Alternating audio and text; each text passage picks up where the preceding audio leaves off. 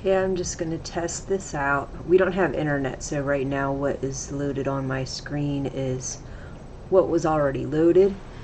If I try to click anything, it's just going to say that there's no internet, so you know, it is what it is.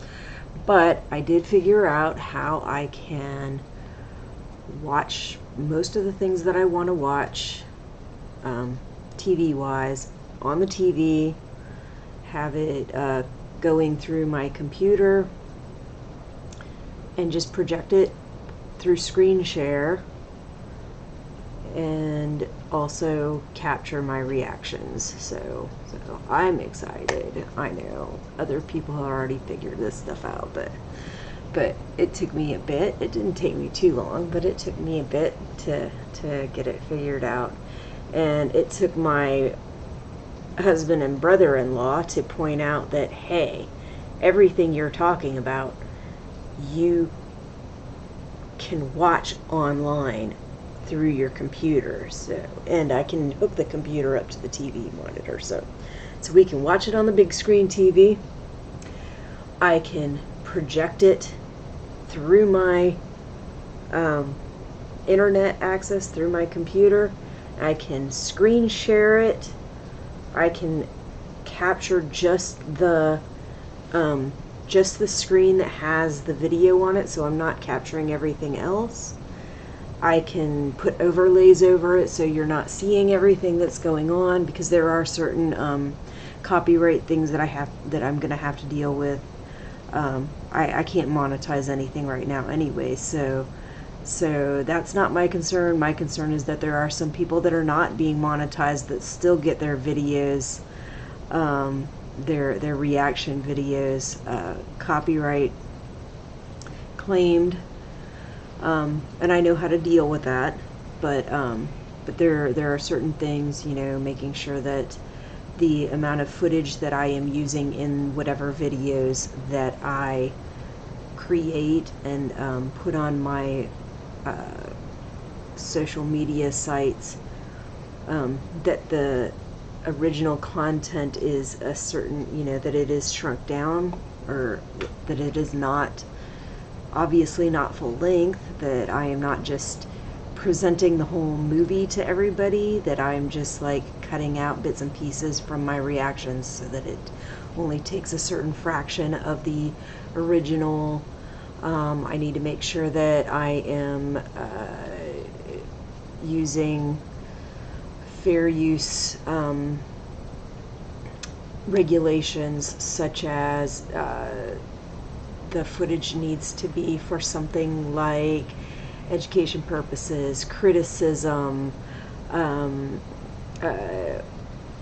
things like that. Just something where you're actually making a fairly significant transformation of the original content, that you're not using too much of the content, you know, that the purposes are correct. Let me try to remember what else. That the original creators are not likely to lose a significant amount of funding. Yes? Alright, I'll be in a little bit. So they're going to start watching The Flash, and I'll be in there in a little bit. I don't plan on doing a reaction to The Flash. We watch a lot of sci-fi shows, which I do enjoy, but they're not my preference for this kind of thing. I have just a very small handful of shows that I really enjoy, that I really would like to do reaction videos on, and a couple of them that are particularly hard to watch because they're difficult subjects,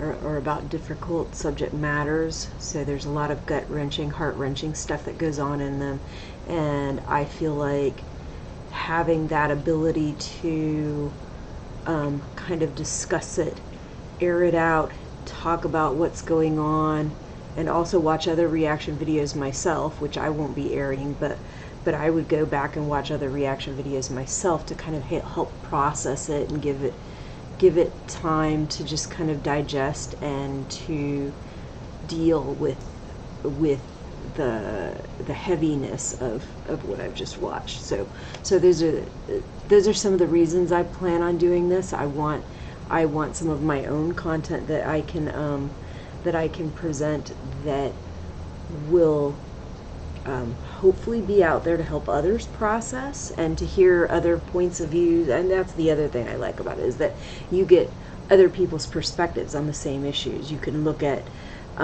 certain things that maybe you'll see on social media, that everybody's getting upset about certain things, whereas maybe you didn't feel that way, or maybe you got really upset about a certain something in the show, but social media does not seem to be having the same reaction. And I think watching these different reactions and recap videos and podcasts and stuff like that really does get you to where you can see other people's perspectives, see how they look at it, what they think about it.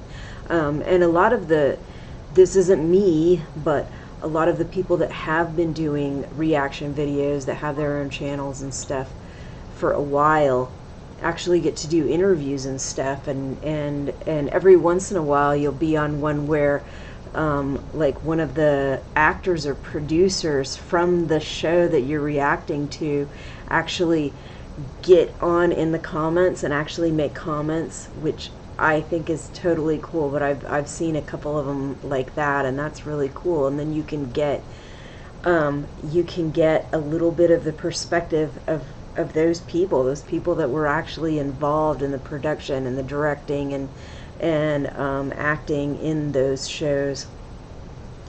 And then you also get the hosts' reactions about what they're saying. And a lot of them will also later on, after the host or actor or director, whoever it is not on, or on another video, they will actually talk about what was said and what they think about what was said, and how that makes them feel about the videos that they are watching, that they're reacting to, which I think is interesting. But either way, it gives you time to digest it. It gives you other perspectives to look at, to help you see other points of view. It also, one of the things I found with some of the recaps for Game of Thrones. So Game of Thrones, a lot of stuff happens. A lot of stuff can happen very quickly. A lot of stuff can happen in a very stretched out amount of time, and you don't always catch it all. Sometimes you miss it, and sometimes it's complicating and you don't understand exactly what's going on. And I've found that with a lot of those reaction videos, especially for Game of Thrones, some of the reactors will pick up on things that you don't notice, that you had no idea. Another thing I found watching Handmaid's Tale reactions, there were actually a lot of things that were going on the show that I didn't even realize were going on the show, because you can't hear them.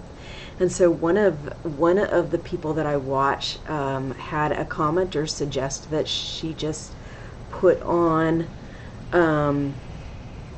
captions, because the captions will actually capture a lot of those very quiet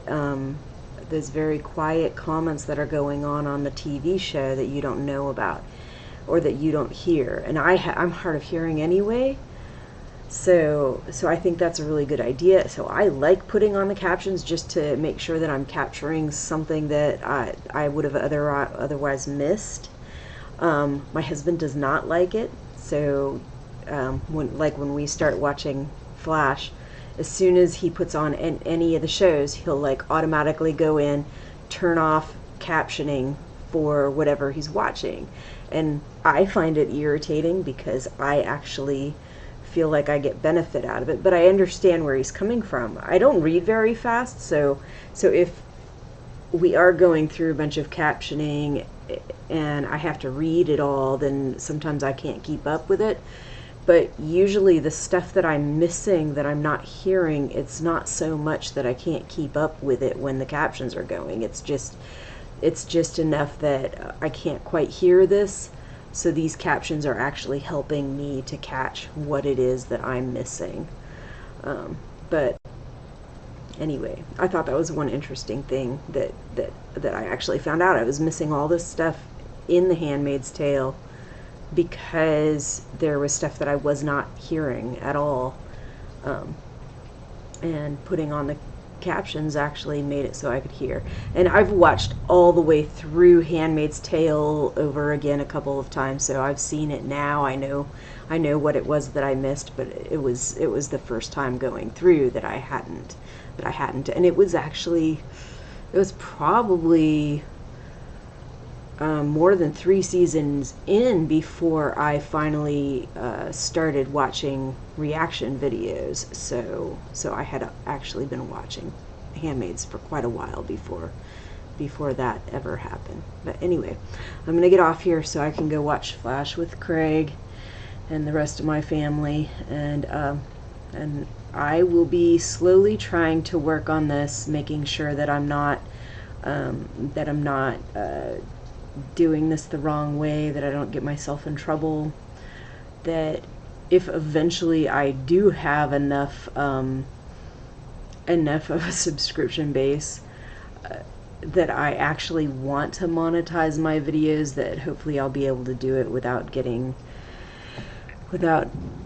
in trouble that I can't get myself out of, that where they'll like completely take it down. And if I don't know, if it's too egregious, YouTube can completely shut down your channel, and I don't want that to happen. That happened with the last channel that I tried to create. I have no idea what I actually did wrong.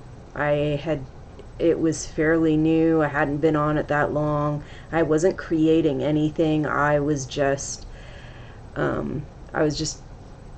watching videos and saving videos to watch later, and categorizing where I want to watch them from.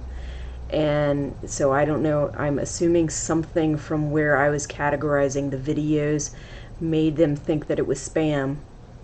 And so they didn't even give me a warning. They basically sent me an email saying that I had done something so egregious that they were going to shut my channel down, and completely took it out. They said that I could like contest it, but then when I did, they said, oh well, it's already gone, we can't get it back, we can't do anything with it. And I was like, you didn't tell me what it was that I did wrong. You just said it was an egregious breakage of your community standards, and I hadn't even posted anything. Like, I just was categorizing what I wanted to watch later. But anyway, I know now that that can be an issue, so I know to be careful with that. And if anybody's watching, great. If not, okay. And I didn't have my chats open, so if you had chatted or anything, I wouldn't have seen you, but later on I can go back and look at it. Oh, and I found out also that apparently there is there's supposed to be a video editor that actually comes with Microsoft, like Microsoft 10 and beyond, that I did not know about. It's fairly simple, so it doesn't have all the bells and whistles that I might want with everything, but it's something that I can use to just put videos together and kind of cut and trim them and stuff like that. It just doesn't have transitions and stuff like that, which is okay because I haven't gotten to the point where I'm ready to do that. So anyway, I'm being called, so bye.